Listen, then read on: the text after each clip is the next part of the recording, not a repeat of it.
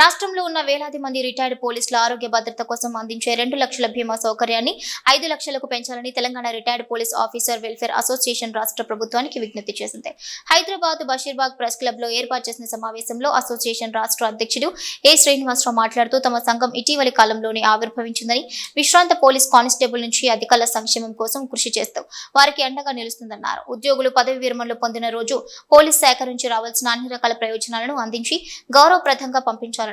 విశ్రాంత ఉద్యోగులకు ఇచ్చే మెడికల్ అలవెన్స్ 600 నుంచి 1000 రూపాయలకు పెంచాలని, అసోసియేషన్ రాష్ట్ర కార్యాలయం కోసం నగరంలో ఒక చోట భవనాన్ని కేటాయించాలని, అదేవిధంగా రాష్ట్రంలోని 33 జిల్లా కేంద్రాల్లో 300 గజాల స్థలాన్ని కేటాయించాలని ఆయన ప్రభుత్వాన్ని కోరారు.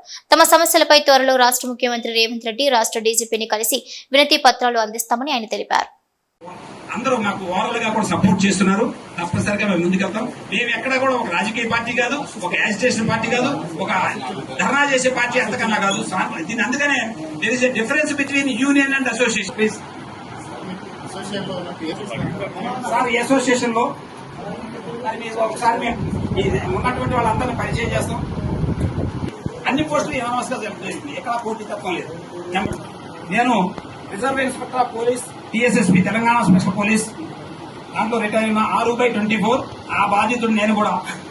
నేను సైబరాబాద్ నుంచి రిటైర్ అయిన general secretary president association. Sir నేను సజెస్తా సార్, అందుకని మేము వేసారు కాబట్టి చెప్పారా. RSI retired, reserve sub inspector retired, special పోలీసులో రిటైర్ అయ్యారు. ఆయన కూడా 6వ నెలలో 20 ఈ సంవత్సరంలో రిటైర్ అయ్యారు నాతో పాటు. వారు కూడా దీనికి ట్రెజరర్ గా వారి సేవలు మేము వినియోగించుకోదలుచుకున్నాం. ఆనరబుల్ ప్రెసిడెంట్ ముగ్గురు ఇచ్చాము సార్.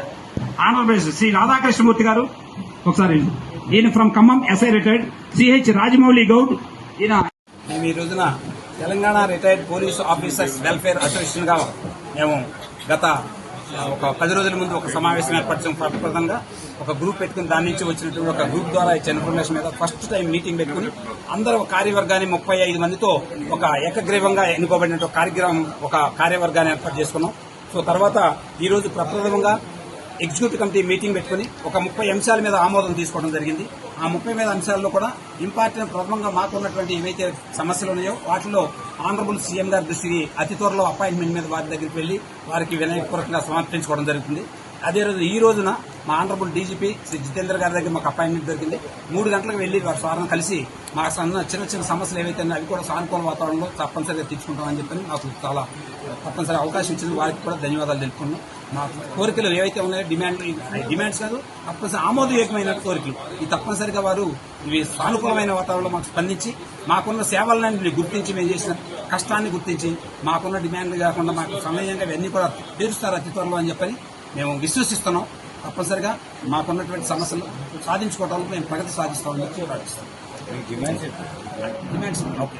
మాకున్న ఫస్ట్ డిమాండ్ ఏంటంటే రిటైర్మెంట్ అయినటువంటి కావాల్సిన ఎమాల్మెంట్స్ ఏమన్నా అవన్నీ కూడా వెంటనే రిటైర్మెంట్ రోజునే ఇవ్వాలని చెప్పని, పెండింగ్ లో ఉన్నటువంటి ఇప్పుడు ఎవరైతే ఉన్నారో మార్చి నెల నుంచి ఇప్పటి వరకు రిటైర్ అయినటువంటి వాళ్ళకి జీపీఎఫ్, ఈఎల్ఎన్ క్యాష్మెంట్, గ్రాడ్యుటీ ఇవన్నీ కూడా పాస్ అయ్యి ఉన్నాయి.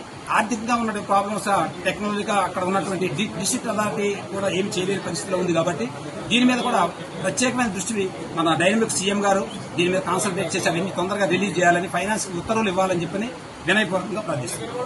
నెక్స్ట్ మాకున్నటువంటి మెడికల్ అలవెన్స్ 600 రూపాయలు ఇస్తున్నారు అందరికీ, దాన్ని 1000 రూపాయలుగా పెంచాలని చెప్పని కూడా మేము ప్రార్థిస్తున్నాం. అట్లాగే కొత్తగా ఏర్పడిన అసోసియేషన్ కి ఎక్కడైనా మాకు ఒక సెంట్రల్ సిటీలో మాకు ఒక క్వార్టర్ ఏర్పరచుకోవడానికి స్థలం కేటాయించాలని కూడా అడుగుతున్నాం. అది కూడా పేపర్ పూర్వకంగా కంపల్సరీ తీసుకెళ్ళాం.